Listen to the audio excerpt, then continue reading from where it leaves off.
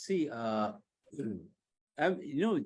of the things that I must tell you is that if you sense any a tone of desperation in me, because I have visited home and I know what is the reality, the people, like all shared spaces in South Asia, when you have this kind of a violence, there are people who are silently suffering.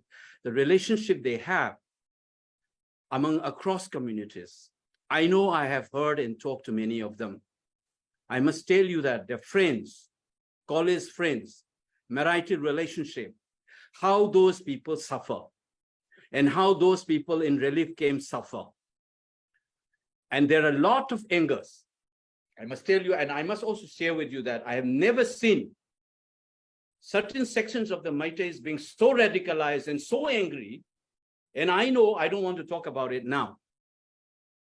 But any radicalization is not good, neither for the society itself, that community, or their relationship, the other community with whom they have relationship.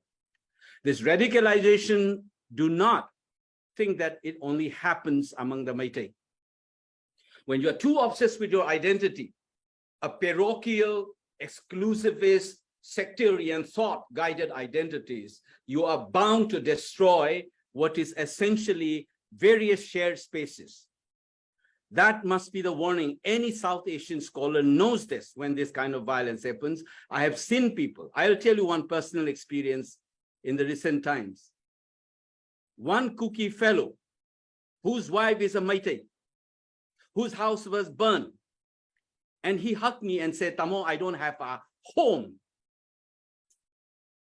And it hurts me. Remember this.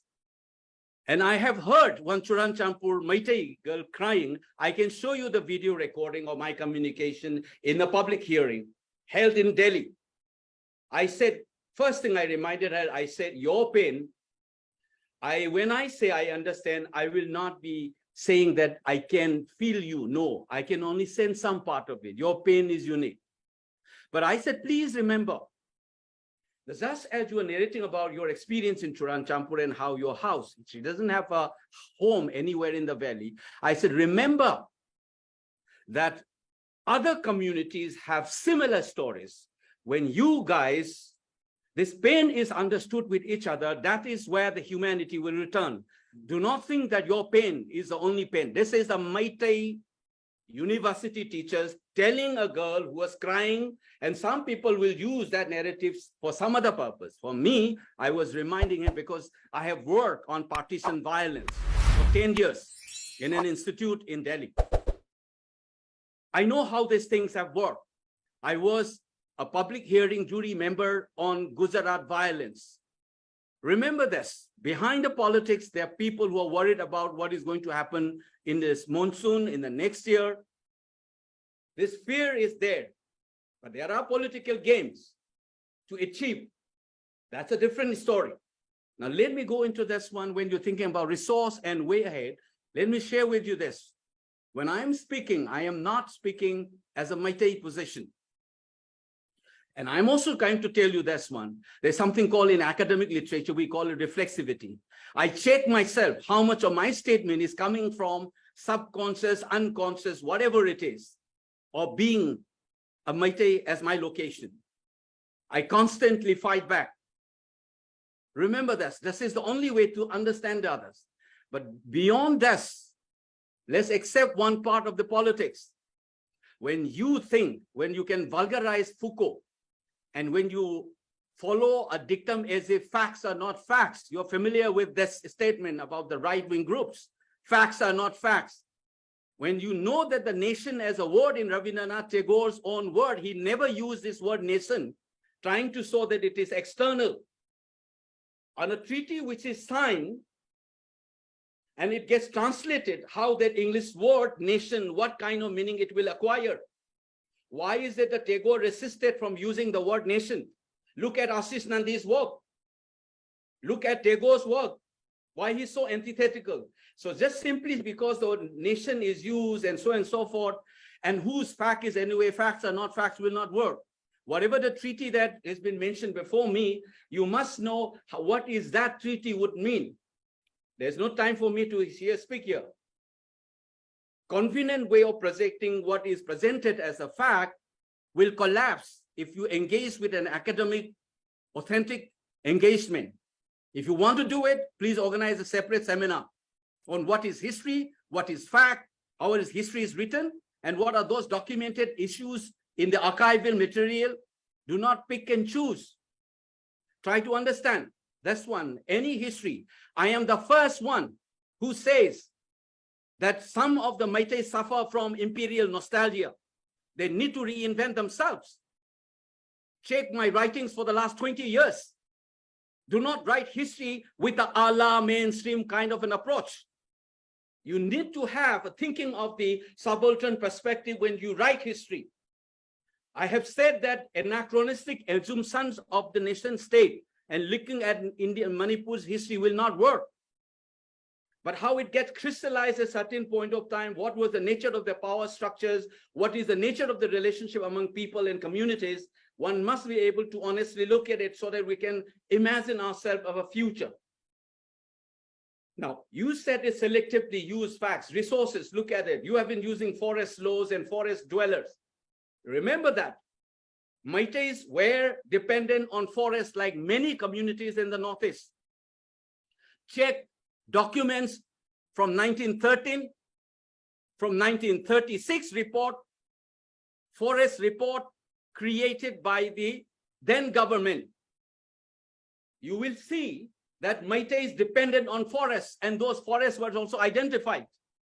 Because of the urbanization, you live out of it. Do not think that simply because one is a tribal and the livelihood is derived from there.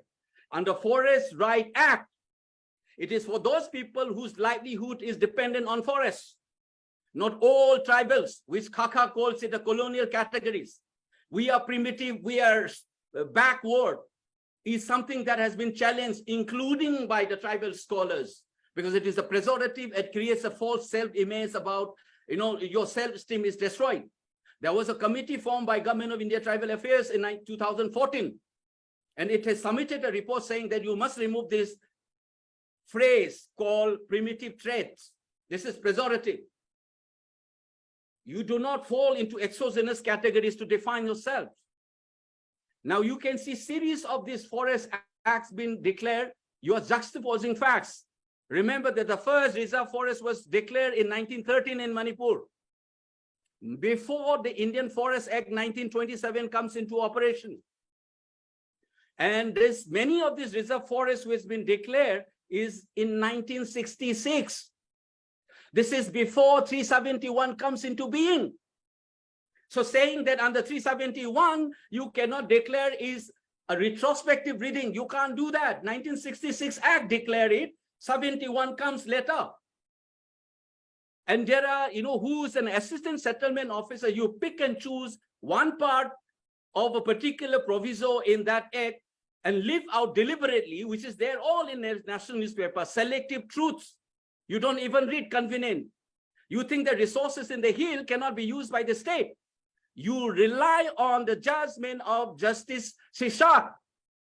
You only quote that. Funny thing is, my dear, that particular judgment that you are relying has been set aside by Supreme Court. None of these honest people do not quote that one. They keep on quoting in Shishak judgment saying that government doesn't have a right over these resources. And that was set aside by Supreme Court. It's never going to be copied. This selective, deliberate propagandist discourse must stop. Lot of things have been said, and this will come up. You can't press truth for a long, long time. These documents will come up. I have seen many of them. Now, what is this equitable distribution? I said nobody can deny that there could be differential developments in different areas of the state. And I'm using this deliberately because you do it if you think that we can go ahead. Instead of communalizing the development discourse, please do an objective assessment. Number one, ask any economist in this world, and including the within quote, Kuki tribes or Apaiti, anybody who's trained in economics, you read what is the factors of topography, demographic features, law and order situations, the neo-patrimonial economic structures. These are the objective, non-communalized patterns to see if there is any development differential among people and the places. It must be addressed. It must be definitely addressed, but do not communalize the discourse. When the tribal elites flag off these issues, I'll give you one example. In the recent time, how people turn and twist this propaganda game that has been going on.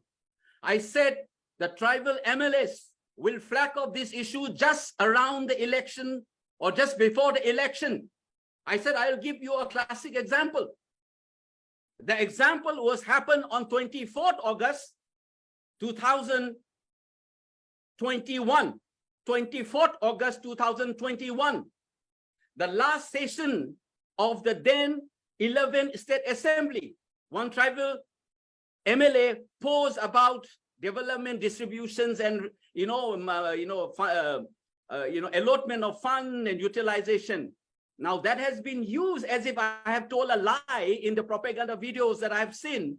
This is the same example that I was giving. That was before the election, the last assembly session of the 11th State Assembly. That was the proof. And that was not part of the debate on the budget. It was called a star question in the parliamentary language. And he was asking two questions. You know what was the question he was raising? By showing all those disbalances in the budget of the earlier from 1918 onwards, he was citing, and he said, in the floor of the assembly, he was asking the tribal ministers, tribal and hill affairs minister. He said, one, did you take into confidence the member of the hill area committee about these issues? Why did you not consult us? That tribal minister is a tribal MLA. He was asked, did you take into confidence the rest of us in the tribal area committee? That was one of the questions. Check the videos, it's recording available. Now, second question he raised, did you put up these issues in the cabinet meeting because you are the cabinet minister? Now you communalize this today. And I'm asking why they did not pose this kind of a question when the budget was presented and the debate happens. And today my solution, go ahead, is this suggestion. Please ask and demand together that you form a committee, a high-level committee, preferably people not from the state. Do not allow any state people involved. If you think you can't trust each other, involve outsiders and do an objective assessment of the topographical features. What is its role? What is the role of the old planning system? How it doesn't translate on the ground? What is the role of the neo-patrimonial economic structures? What is the law and order situation? You remember that the terrains of the hills have been the theater of armed conflict for 40, 50 years. Remember this. And remember also that you are comparing city, Imphal, which accommodates roughly 36% of the entire population of the state. This is good development patterns. If you're genuinely talking about redistribution of wealth, please follow that up. Do not communalize the debate. Check it out. And under neo-patrimonial structure, you will see how the elites exploit this, be that Meitei or be that so-called tribal. Check their wealth. Please do that, elites. If you like the Sacha Commission report, check how many of them get access. You will find it out one, which is done by a political scientist, non-Manipuri. He said, decision-making bureaucratic structures, massive presence of the tribals and the political structures dominated by the Meiteis is a strange dynamics nowhere found in India. When you think about tribal marginalization, take Nagaland as an example. Eastern Nagaland, how many of them get access to the bureaucracy of that state? How many of them get access to the decision-making in the political structure of the cabinet, and so on and so forth? You compare the same thing in Chhattisgarh, you compare the same thing in Assam, do everywhere. Check the indexes of human development indexes, of literacy rate, or mortality rate. Any criteria, check it. This false narrative and propagandist narrative, if you're genuinely interested in redistribution of goods and services, please do an objective statement. Please demand, including form a committee like such a, and see how much of the socioeconomic status of different communities in Manipur, and then development differential patterns in the various areas. And I am saying it, I am there to say this, please do not have a Manipuri member. You want to include tribal, please do that. From outside, from the Native Americans, famous economists from the United States, call them Christian American professors, economics, put them in that one. You want somebody from the Catholic, put them there and investigate. And you will see what is the truth and communalization. And I'm saying this, once you do that, come what may, let's face it, instead of communalizing and doing this, last point, what to go ahead, blame game. If I say something, Maite will say something, Cookie will say, I'm saying it because Maite. I'm saying it again, please make it sure that there is a court monitor inquiry committee. I'm saying this as a Maite. Make it sure that the commission is not a political tool. Make it a court monitor inquiry, enforceable inquiry, and check the number of violences, where it began, who burned the houses first, how was the reaction, which elements were used in the entire process. Remember this, Indian Army's deployment regiment names get access by cookies. None of them might get that access. How did they get that access? You're talking about security force involved. I'm saying that you have collapsed Manipur police by accusing of communalism. You are doing the same thing to Indian Army. You're doing to this national institutions have been jeopardized. Stop that. It is for everybody in this country. I'm asking to anybody whom outside the state, if the disclosure of the army's deployment, their regiment names and commanding officers, had it happened anywhere in this country, do you think that the defense expert would have kept quiet? Please tell me this. Why is that everybody kept quiet? Why that particular thing shared in many of these propaganda sites have been withdrawn later on? Who supplied that information? You look into that. I'm saying it, whoever is the element, including among the Meiteis, please find out, fix responsibility and punish them. And make it, to do that, go ahead, please form an inquiry committee which is monitored by Supreme Court. I dare to say this. So developmental issues, please include professors from the America Christian and let it be done with the mainstream. Do it, investigate and see what is the nature of the development patterns. And check it, see Thank you, Professor. all of them, then only then we can go ahead. Last but not the least, if you guys are organizing such kind of thing, please do not put fire on this. A lot of people are in this hyper frenzied mood these days. And if you see, I said, if there's a voice of desperation in me, I know at the end of the day, as I said, Meiteis, Cookies, Nagas, Northeastern, everybody will suffer if you linger on this. There are implications in the entire Northeast. This is not going to confine to Cookies and Meiteis. If you linger on, check, there are already winds of that. When this expansion of this conflict began, then you will be perpetually caught up in that. So I am saying and requesting all of you, refer to these development issues in an objective fashion, form a committee and investigate. And about this counterclaim and claim about the violence, blame game, please do a Supreme Court inquiry committee monitored by them so that it is impossible. And I want to that happen. And I'm speaking these two things as a Meitei and as a consensus individual who feel pain about my friends, my students. They hate each other so much now. They were working together. They are not even able to talk.